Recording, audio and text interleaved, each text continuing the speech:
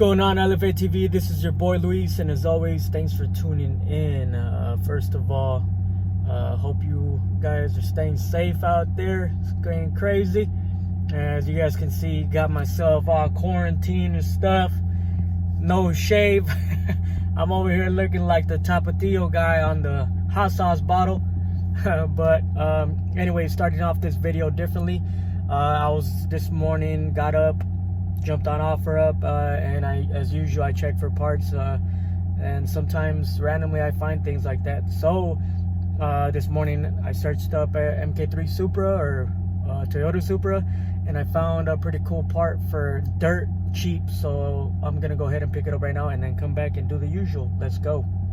Much going on OfferUp. I found this strut bar. There's no branding or anything on it. I couldn't find anything on it, but it looks like the Cusco strut bar, but he provided me some extra plates, and it's painted an ugly color right now. But guess what, guys? I picked this up for 20 bucks. 20 bucks. You cannot beat that.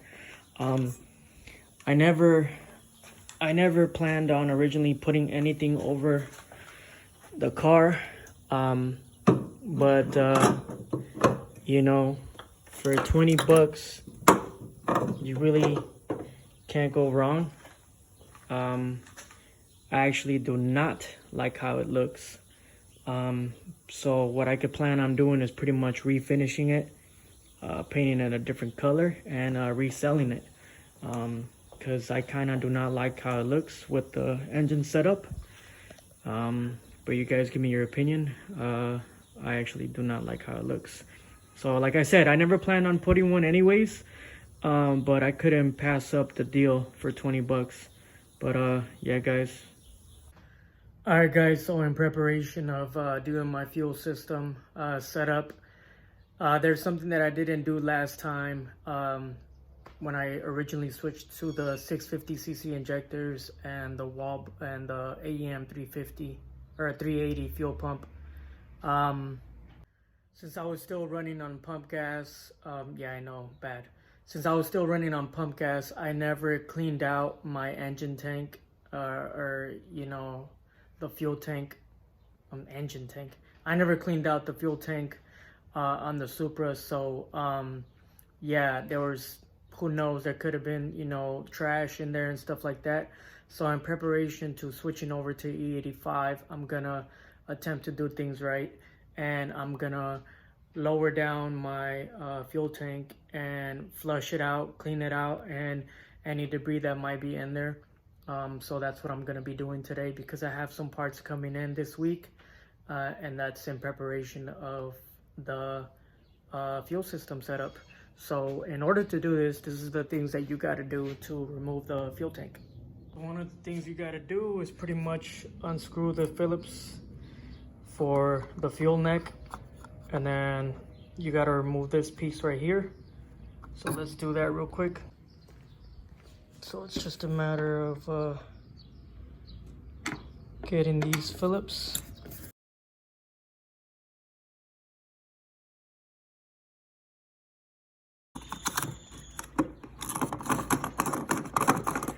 Pop this out. I'm gonna put it in the back of the trays here, just so nothing is misplaced.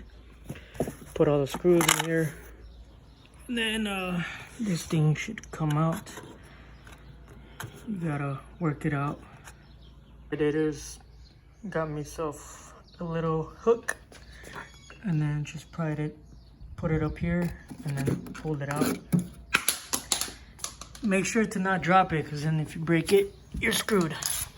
But that should be freed up from when we remove it. Now under the car, if you're facing towards the front, you look up where the straps are for the fuel tank. You have a couple right there, a couple right there. I believe those are 14s. And then right behind where the diff is, you're gonna have to do a couple of lines, which is this one right here and the two up here It's just a couple of them right here. Just pull these back. I could do these by hand.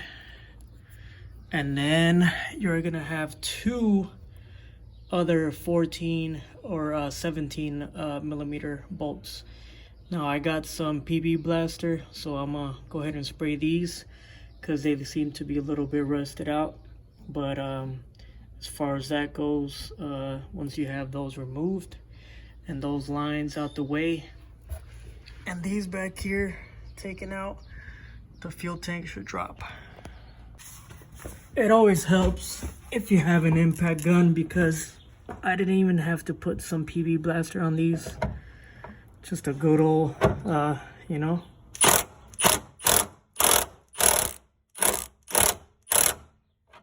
They're coming down.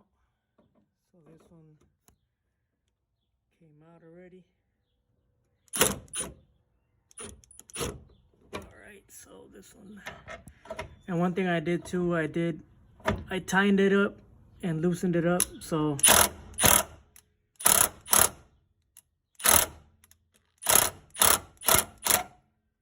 she's coming down already. So before all that, I'm gonna go ahead and do the lines. One thing that kind of sucks about this is that I believe I'm at half a tank right now, so yeah, it's a little heavier than what it's supposed to be. One thing that I kind of saw right here, I don't know if this is a drain plug. If you guys that have done this before, I don't know if this is a drain plug. I can't confirm that, and I do not want to try it. But I got the jack right here, so I'm gonna be removing the rest of the bolts and pretty much lowering her down.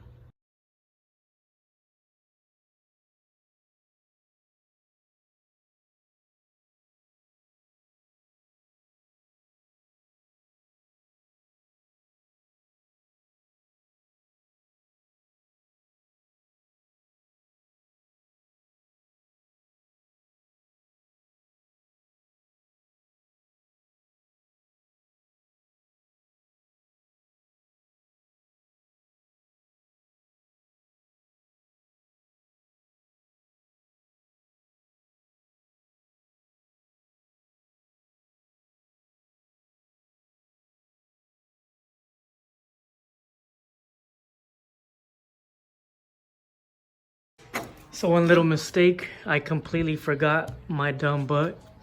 Forgot to disconnect these when I was dropping it. But no damage. I just noticed it before they had any tension on them. But I'm gonna show you guys basically my old setup. The pump that I had in here is AEM 380. I probably would have still used this fuel pump, but the thing was that this wasn't E85 compatible. Yeah, I know, call me dumb. I should have bought one from the get-go to avoid any situations like that. But as you guys might have seen from all the previous videos, the intent for this build was never to be where it's at now. It was always it was from the original, from the get-go, it was just supposed to be a metal head gasket and ARP studs. That's all it was. Next thing you know, we're a lot of money in and quote unquote full build. But let me show you guys my old pump. Yikes. But basically this was my AEM 380 fuel pump. There's a local buddy that's been helping me out with this just as far as information goes. A couple of them actually. One of them is SR Fab. You guys have heard of him before. And another guy, his name is Cody, and he's done this before too. So huge shout out to you guys if you guys are watching. You guys are always a huge help. But yeah, I'm gonna go ahead and remove this right now because we're not gonna be needing this anymore. And as the time goes, I will be buying parts as I go. But until then, I am gonna go ahead and pretty much clean this bad boy out big time. You can't really see, but I'm pretty sure the gas tank in the inside is kind of dirty. But we'll go from there, guys. Okay, fellas, so the tank is pretty much drained. There was about 6 gallons in there. So after further inspection, I don't know if it's kind of hard to see, but the whole tank, as far as the inside goes, looks very clean. The only area where I kind of did see like a little bit of residue was right here on the baffles. It's kind of hard to see, but on the baffles on the side, there's like, you know, residue like that. You guys see on my finger. So luckily I got small hands, so my hands fit in here. I'm gonna try to scrub some of that stuff off pretty much on all the baffles. That's pretty much it. Let's get it cleaned. Alright, so for the time being, because I am gonna clean the inside, but from some suggestions, I'm gonna use some E85 and just basically some brushes and sandpaper to kind of clean the baffles out. But since I don't have any E85 on me, I'm gonna get some simple green and pretty much start cleaning the whole outside and get this bad girl cleaned up. As you guys can see, I covered everything back up because I didn't want anything to get inside, no dirt or anything like that. So we'll go from there. Gave it a good scrub, some metal brushes and some soft brushes.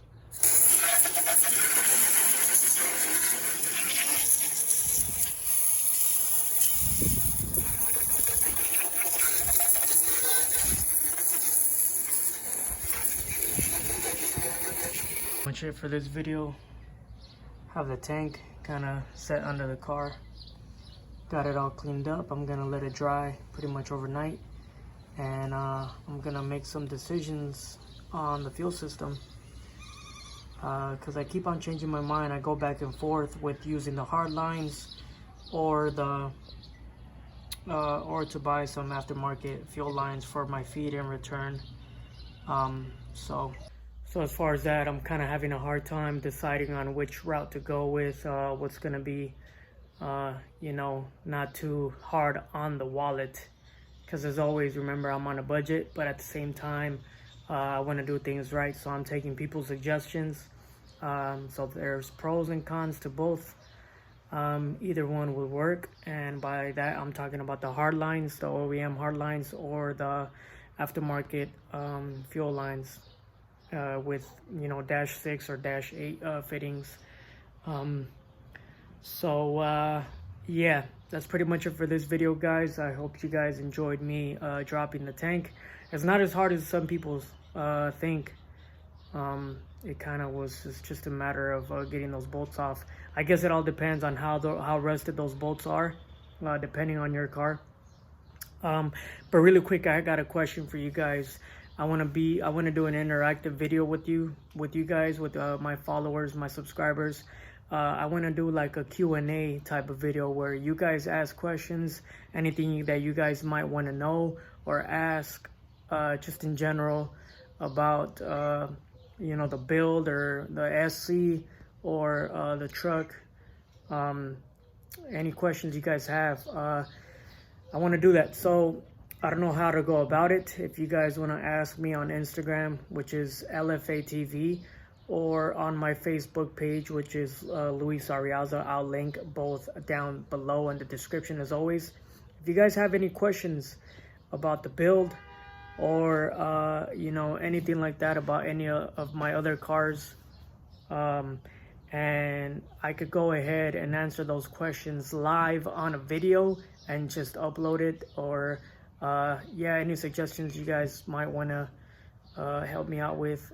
Kind of want to do an interactive video. I know a lot of you guys are staying at home at these tough situations, or tough times. But that's pretty much it, guys, for this video. Thanks for watching, and as always, if you guys are new to the channel, please consider subscribing and consider giving this video a thumbs up. But yeah, guys, that's pretty much it. Peace out. On to the next one.